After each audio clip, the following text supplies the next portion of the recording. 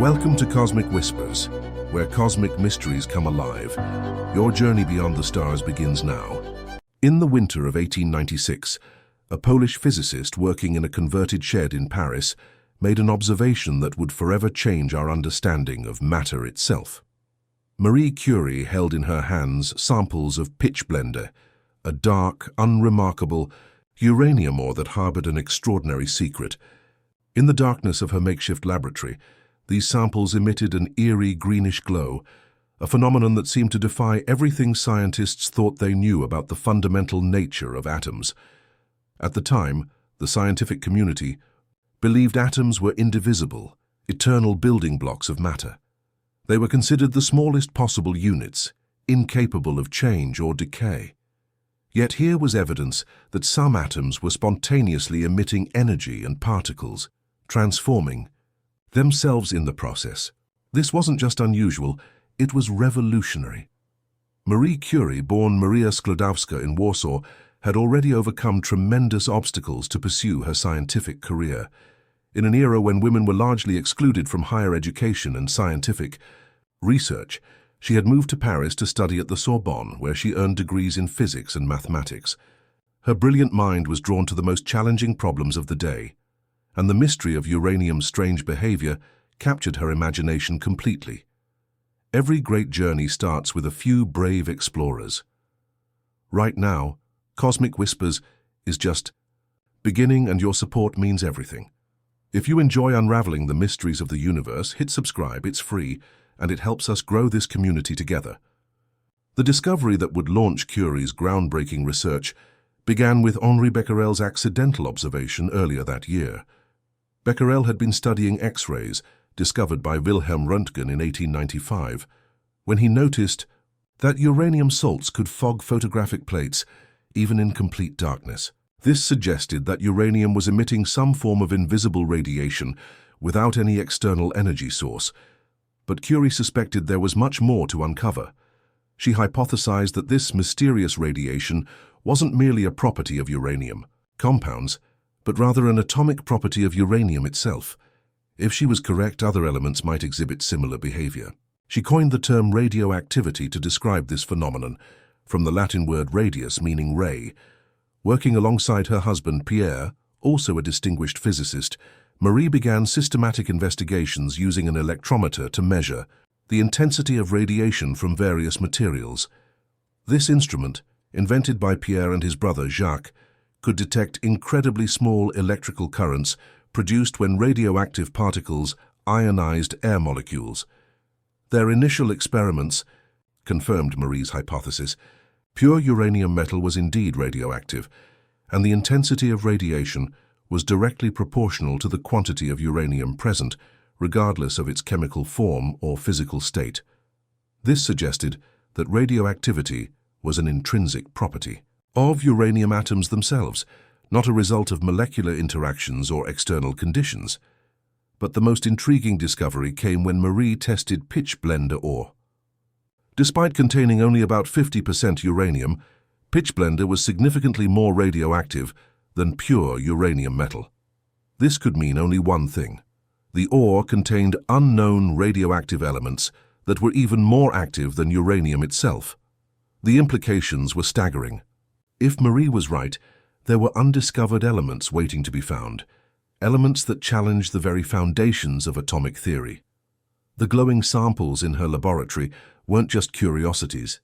They were keys to unlocking secrets about the fundamental structure of matter that had remained hidden since the beginning of time.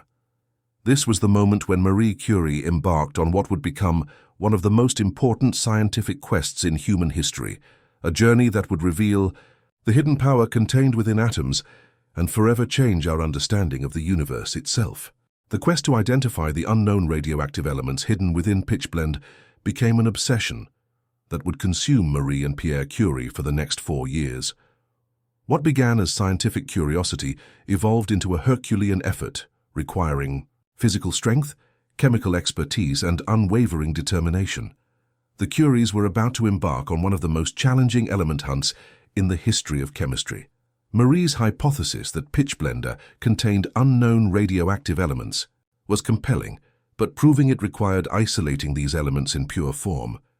This meant processing enormous quantities of raw ore using techniques that pushed the boundaries of 19th century chemistry. The couple estimated they would need to process several tons of pitchblende to extract even tiny amounts of the mysterious elements. Their laboratory was a converted shed with a leaking roof, no proper ventilation and minimal heating. The conditions were so harsh that Marie later described it as a cross between a stable and a potato cellar. Yet in this humble space, they would conduct some of the most important chemical separations in scientific history. The process began with crushing tons of pitchblende into powder, then dissolving it in acid solutions. Through systematic chemical separations, they attempted to isolate fractions that showed the highest radioactive activity. Each step required careful measurement using their electrometer, tracking radioactivity levels to guide their separation process. Marie focused on fractions that behaved chemically similar to bismuth, while Pierre investigated fractions resembling barium. The work was physically demanding and dangerous. They spent hours stirring massive vats of boiling ore with iron rods, their hands and clothes constantly stained with radioactive materials. Neither fully understood the health risks they were exposing themselves to. In July 1898, after months of painstaking work, Marie announced the discovery of a new element. She named it polonium, after her beloved homeland Poland, which had been erased from maps by foreign occupation. Polonium was approximately 400 times more radioactive than uranium, confirming that elements far more active than uranium existed in nature. But Marie wasn't finished. She suspected that another element, even more radioactive than polonium, remained hidden in the barium-like fractions. By December 1898, she and Pierre had isolated this second element, which they named radium for its intense radioactivity. Initial estimates suggested radium was nearly 900 times more radioactive than uranium. However, the scientific community demanded more than just chemical evidence. To be accepted as genuine new elements, polonium and radium needed to be isolated in pure crystalline form, and their atomic weights determined precisely. This requirement launched an even more intensive phase of their research. The Curies obtained 8 tons of pitchblende residue from Austrian mines, material considered waste after uranium extraction.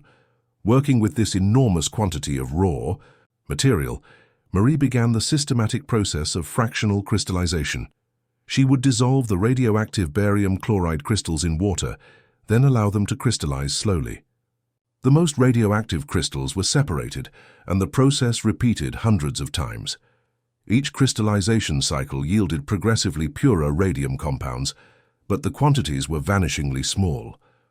After processing 8 tons of ore, Marie succeeded in isolating just 1/10 of a gram of radium chloride. This tiny amount of salt, glowing with an ethereal blue-green light, represented years of back-breaking labor.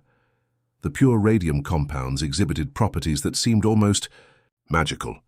They glowed continuously in the dark, emitted heat without any apparent energy source, and could ionize air at considerable distances.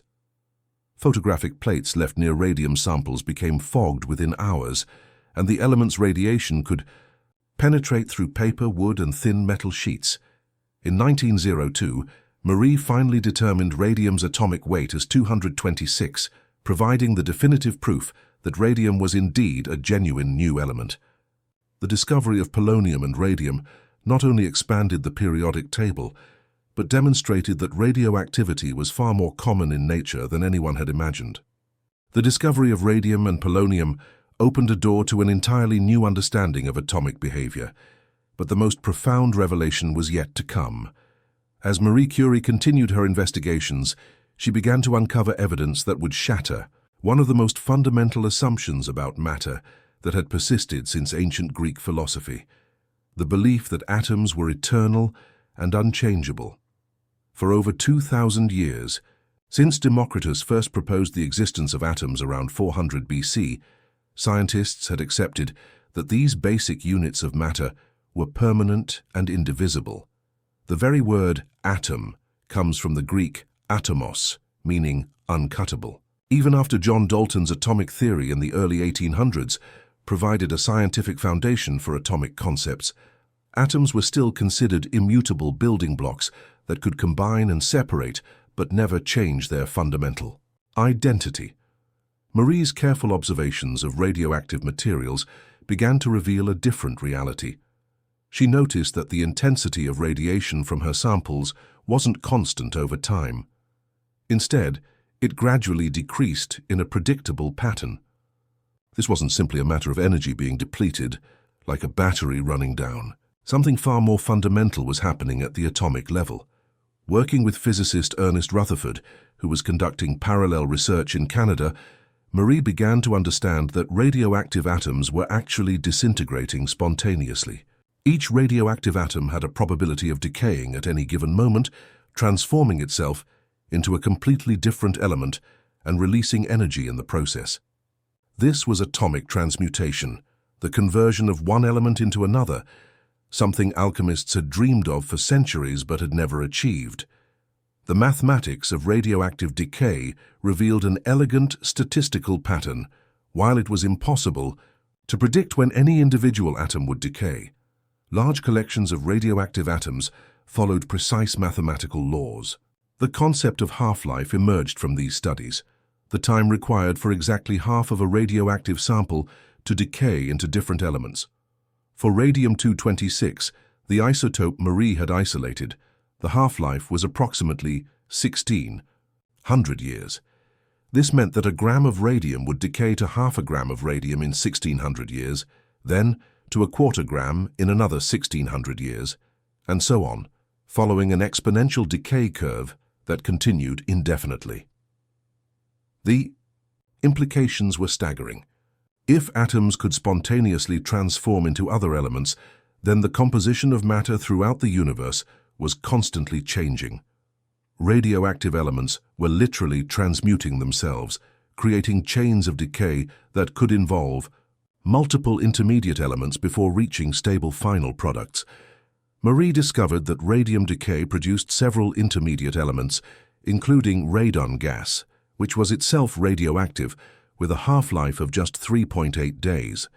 This radon then decayed through a series of short-lived elements before finally reaching stable lead. Each step in this decay chain released specific types of radiation that could be detected and measured. The energy released during these atomic transformations was enormous compared to chemical reactions. A single gram of radium released approximately 140 joules of energy per hour continuously, without any external energy input. This energy came from the conversion of a tiny amount of matter into energy, following principles that wouldn't be fully understood until Einstein's mass-energy equivalence relationship was established years later.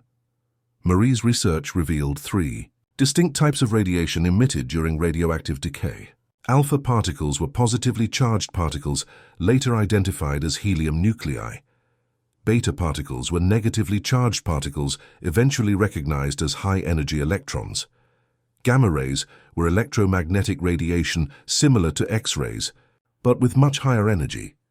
Each type of radiation had different penetrating abilities. Alpha particles could be stopped by a sheet of paper, but were extremely dangerous if inhaled or ingested. Beta particles could penetrate several millimeters of aluminum. Gamma rays required thick lead shielding to block effectively. Understanding these radiation types became crucial for both scientific research and practical applications. The realization that atoms were not permanent, indivisible units, but rather complex systems capable of spontaneous transformation revolutionized physics and chemistry. It suggested that matter itself had a dynamic, evolving nature that operated according to statistical laws governing incredibly tiny individual events. This discovery laid the foundation for understanding nuclear processes that power stars, create elements throughout the universe, and eventually would lead to both nuclear energy and nuclear weapons. Marie Curie's radioactivity research had revealed that atoms could spontaneously emit particles and energy. But this discovery raised an even more fundamental question. If atoms were releasing particles, what was the internal structure that made this possible? The investigation of radioactive decay would soon lead to a complete reimagining of atomic architecture and launch the quantum revolution that would define 20th century physics. The first clue came from studying the particles emitted during radioactive decay. When Marie and other researchers examined alpha particles more closely, they discovered these particles carried positive electrical charge and had mass approximately 4 times that of hydrogen atoms. Ernest Rutherford eventually identified alpha particles as helium nuclei, but their existence implied that atoms contained discrete, massive components that could be ejected during decay. Beta particles presented an even more intriguing puzzle.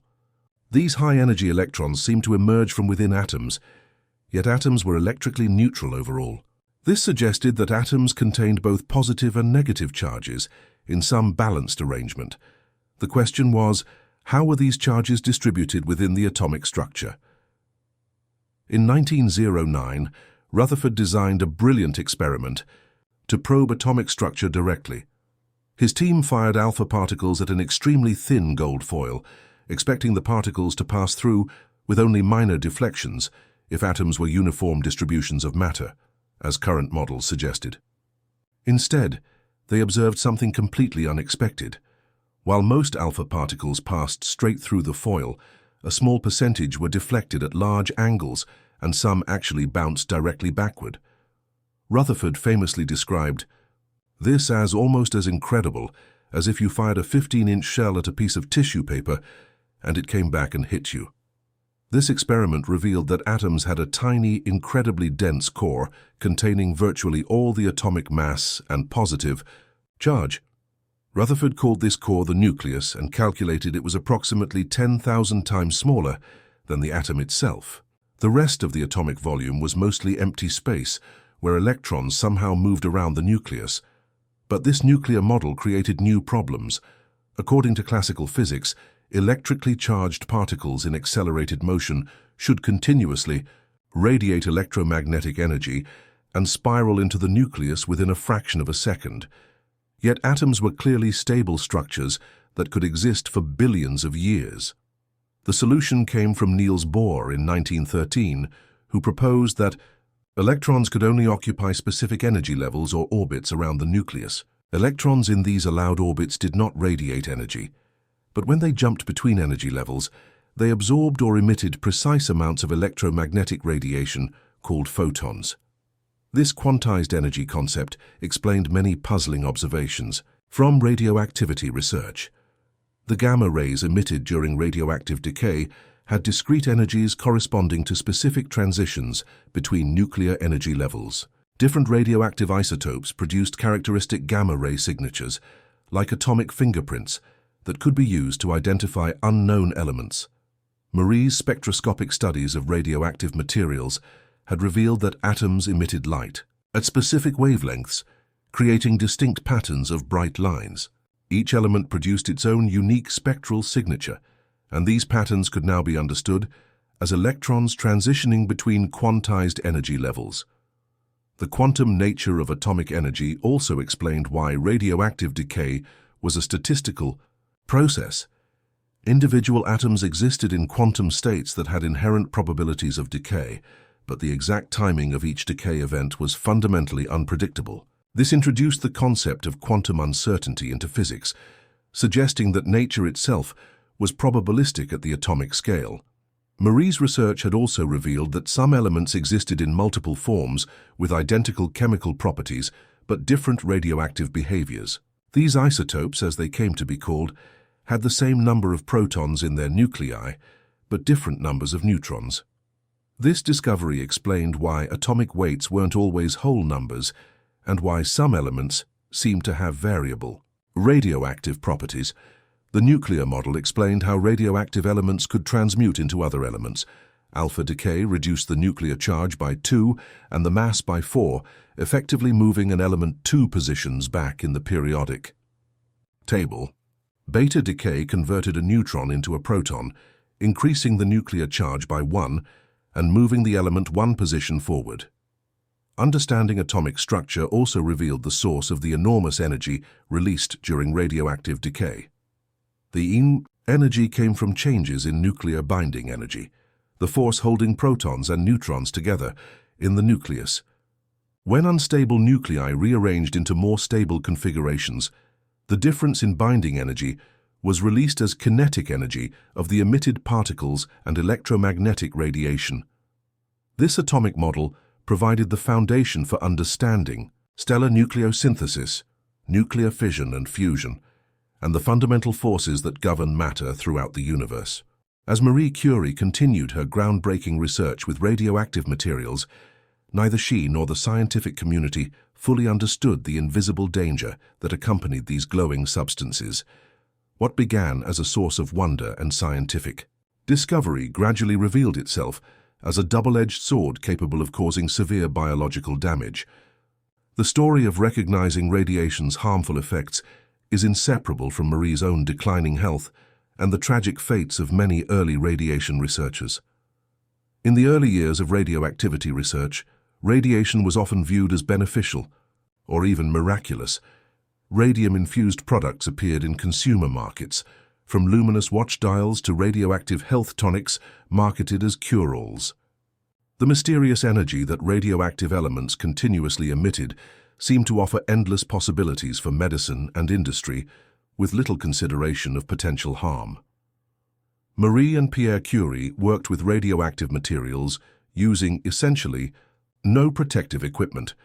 Marie routinely carried test tubes of radium compounds in her pockets and stored radioactive samples in her desk drawers. Pierre often gave public demonstrations where he strapped a vial of radium to his arm for hours, proudly displaying the resulting radiation burn as evidence of radium's power. They found the blue-green glow of their samples enchanting, often visiting their laboratory at night to admire the ethereal light. The first hints of danger emerged gradually. Both Marie and Pierre began experiencing persistent fatigue, pain in their hands and backs, and difficulty healing from minor cuts and injuries. Their fingertips became cracked and scarred from handling radioactive materials. Pierre developed what he described as constant exhaustion and ache in his bones. Marie experienced similar symptoms, but attributed them to overwork and the physical demands of their research. Other early radiation researchers reported similar problems. In the United States, workers painting watch dials with radium-based luminous paint began developing serious health issues. These workers, primarily young women, had been instructed to point their brushes with their lips to achieve fine detail work, inadvertently ingesting significant amounts of radium. Many developed devastating bone cancers, anemia, and other radiation-related illnesses that became known as radium jaw necrosis.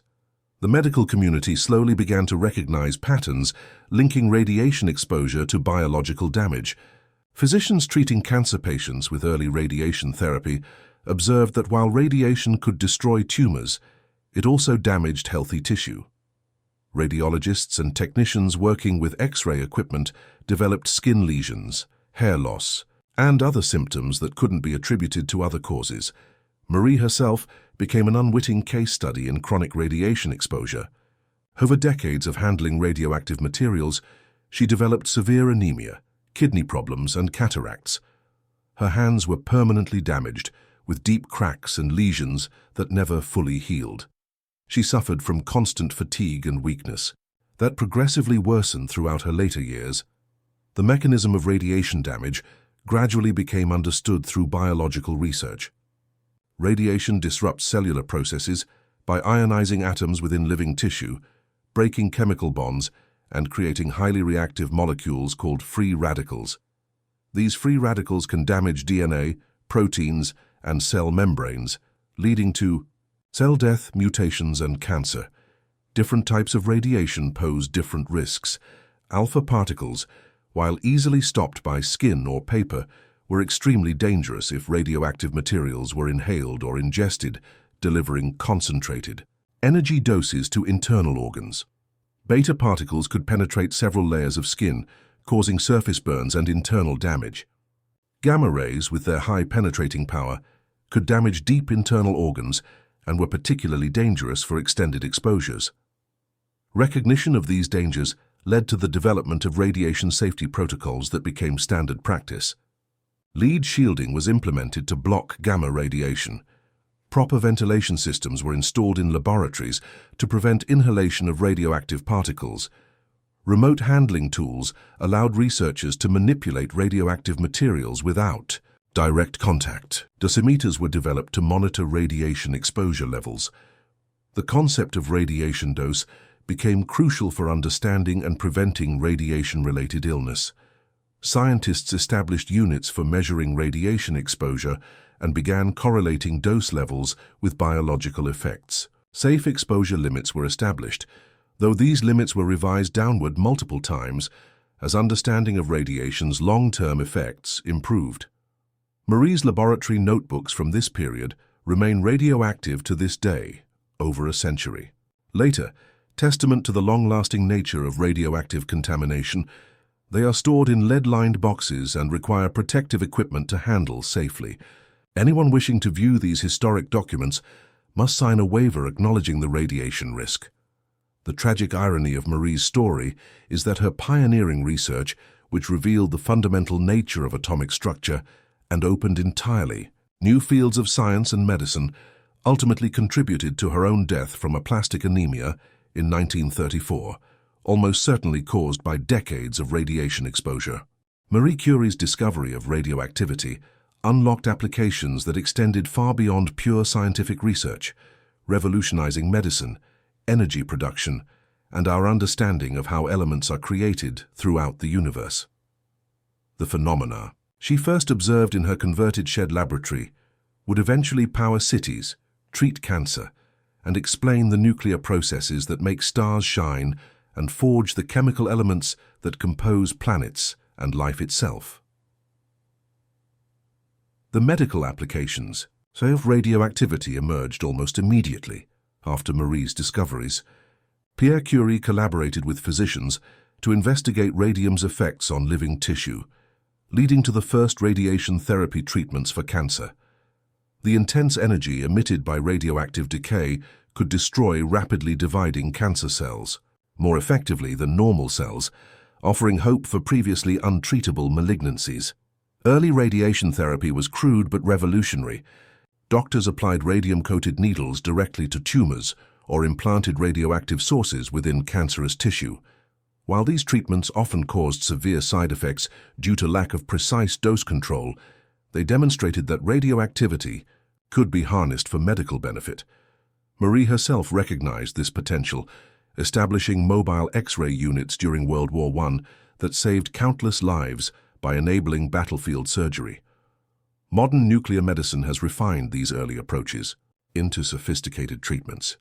Radioisotopes are now precisely targeted to specific organs or tumor types. Iodine-131 concentrates in thyroid tissue, allowing targeted treatment of thyroid cancer.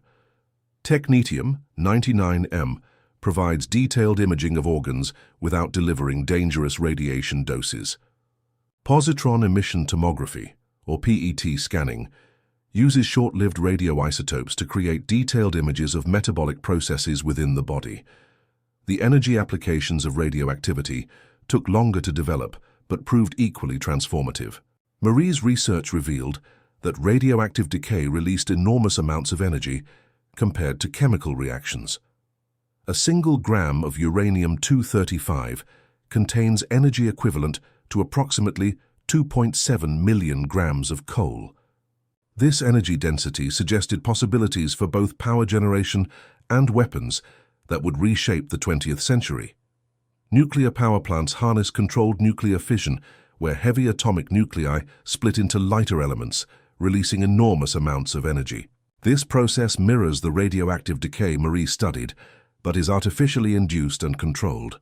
When a neutron strikes a uranium-235 nucleus, it can cause the nucleus to split into two smaller elements, releasing additional neutrons. That can trigger further fissions in a controlled chain reaction. The nuclear reactors powering modern cities operate on principles directly descended from Marie's research. Control rods absorb neutrons to regulate the fission rate, maintaining a steady energy output. The heat generated by fission reactions produces steam that drives turbines, generating electricity with virtually no greenhouse gas emissions during operation. France, Marie's adopted homeland, now generates approximately 70% of its electricity from nuclear power.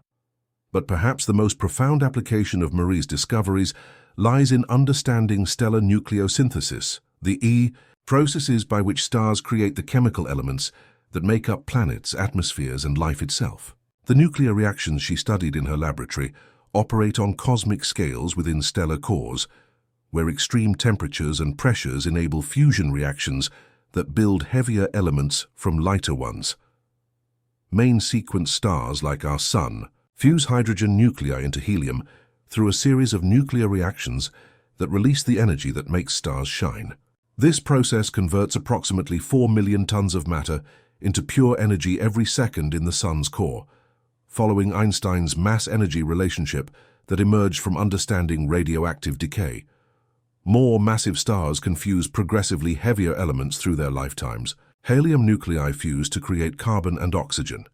Further fusion reactions produce neon, magnesium, silicon, and ultimately iron. Each fusion stage releases energy that supports the star against gravitational collapse, but the fusion of elements heavier than iron actually requires energy input rather than releasing it. When massive stars exhaust their nuclear fuel, they undergo catastrophic collapse, followed by supernova explosions that forge elements heavier than iron through rapid neutron capture processes. These stellar explosions scatter newly created elements throughout space, enriching interstellar gas clouds with the chemical diversity necessary for planet formation and biological evolution.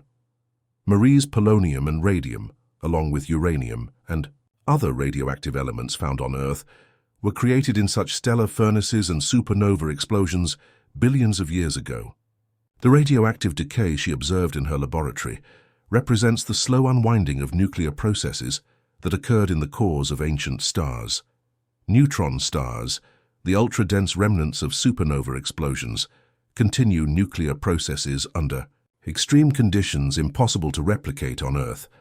Recent gravitational wave detections from neutron star mergers have confirmed that these collisions produce many of the heaviest elements, including gold and platinum.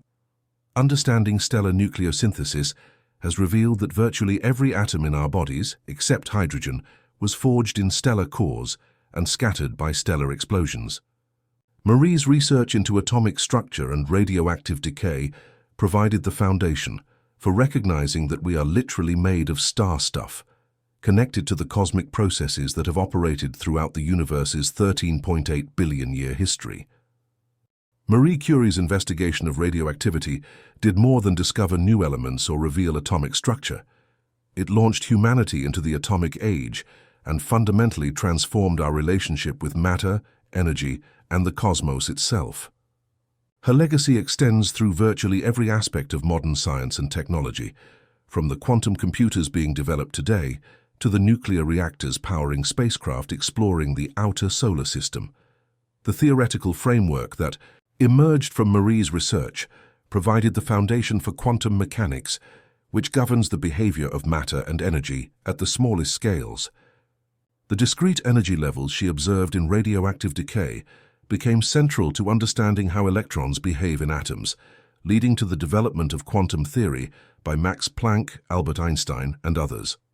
This quantum understanding now underlies technologies from lasers and MRI machines to the semiconductors that power modern electronics.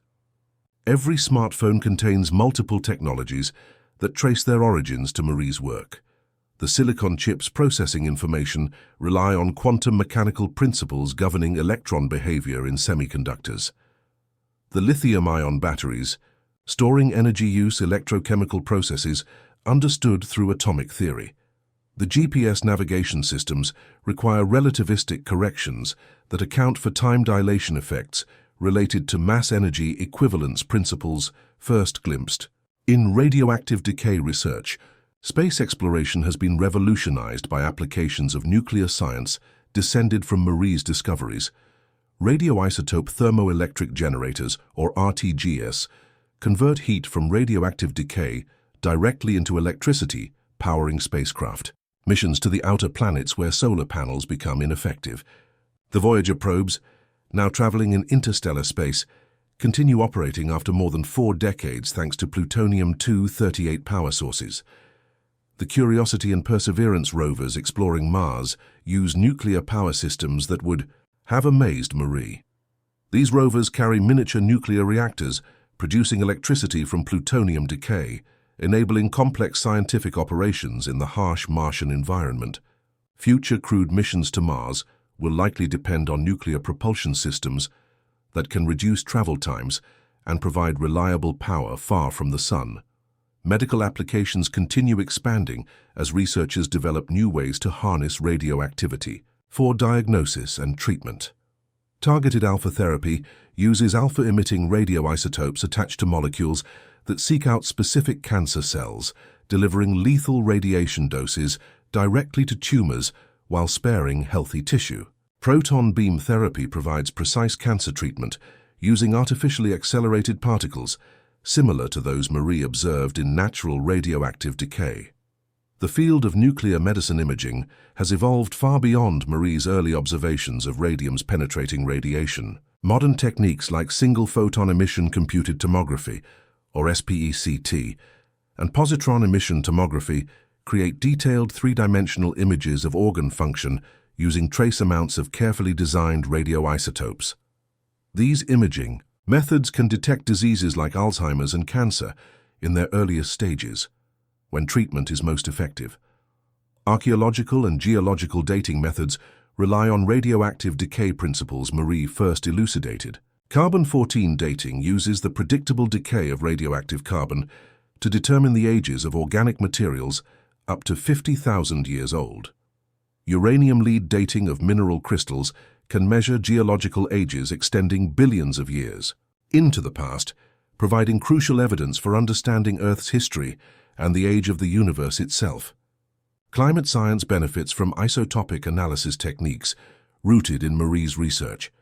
Scientists examine ratios of different oxygen isotopes in ancient ice cores and marine sediments to reconstruct past climate conditions with remarkable precision. These isotopic signatures reveal patterns of glacial cycles, volcanic eruptions, and atmospheric changes that help predict future climate trends. The search for new elements continues in modern particle accelerators, where scientists create super-heavy elements that exist for only microseconds before decaying. These synthetic elements, with atomic numbers exceeding 118, push the boundaries of nuclear stability and test theoretical predictions about atomic structure. Each new element discovery extends the periodic table Marie helped establish and provides insights into fundamental nuclear forces. Nuclear forensics, developed from techniques Marie pioneered, helps identify the sources of radioactive materials and monitor nuclear non-proliferation efforts. Scientists can analyze radioactive signatures to determine where uranium was mined, how plutonium was produced, and whether nuclear materials have been diverted for unauthorized purposes. This capability is crucial for maintaining global nuclear security. The philosophical implications of Marie's discoveries continue resonating through modern science. The statistical nature of radioactive decay introduced fundamental randomness into physics, leading to ongoing debates about determinism and the role of observation in quantum mechanics. These questions remain central to understanding the relationship between consciousness and physical reality. Looking toward the future, fusion energy research aims to harness the nuclear processes powering stars to provide clean, abundant energy on Earth.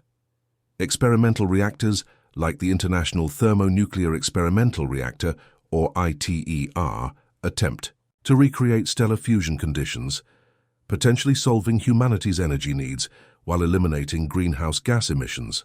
Marie Curie's legacy reminds us that fundamental research, driven by curiosity about nature's deepest mysteries, often leads to applications that transform civilization in ways impossible to predict. Her patient work with glowing samples in a converted she'd ultimately revealed forces and processes that connect the smallest atomic scales to the largest cosmic phenomena, demonstrating that science is humanity's greatest adventure and most powerful tool for understanding our place in the universe.